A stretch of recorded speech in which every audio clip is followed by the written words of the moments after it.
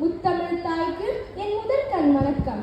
அவையில் கூடியுள்ள ஆண்டோர்களுக்கும் சான்றோர்களுக்கும் இன்று சின்னஞ்சிறு மொட்டாய் நாளை ஆள் மரத்து வித்தாய் இந்தியாவின் சொத்தாய் உருவெடுக்க காத்திருக்கும் நாளைய நாயகர்களுக்கும் பாரதி கண்ட புதுமை பெண்ணான வருணவியின் பணிவான வணக்கம்.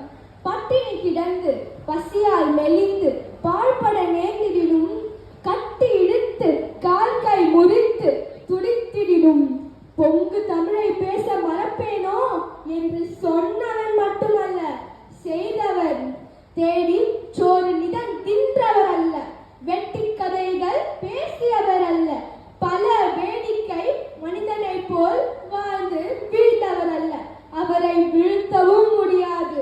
அவர் பேரை கேட்டால் வெறி பிடிக்கும், அவர் கவிதை படித்தால் தீ பிடிக்கும், அவர் வார்த்தைகளால் தமிழ் புகழ் மணக்கும்.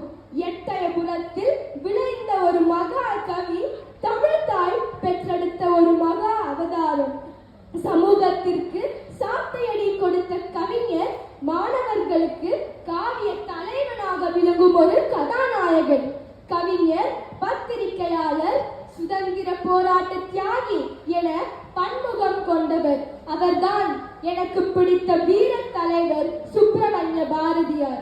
தமிழுக்கும் தமிழர்களுக்கும் பெருமை சேர்த்த என் தலைவர் தமிழ் மட்டுமன்றி இந்தி, சமஸ்கிருதம், ஆங்கிலம், வங்காளம் போன்ற பிற மொழிகளிலும் தனிப்புலமை பெற்று விளங்கினார்.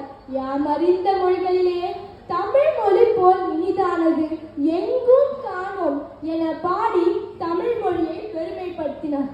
பாரதியின் உள்மனதில் எப்பொழுதும் ஒரு தீ கனைந்து கொண்டே இருக்கும். அந்த தீ தான் அவருக்கு நெஞ்சுரமும் துணிவும் தந்தது.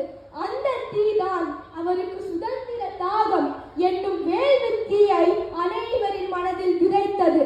ஏர் போல் நட, எண்ணுவது உயர்வு, அச்சம் தவிர, குன்றென நிமிர்ந்து நில், கொடுமைகளை எதிர்த்து நில், சிதையா நெஞ்சுக்குள்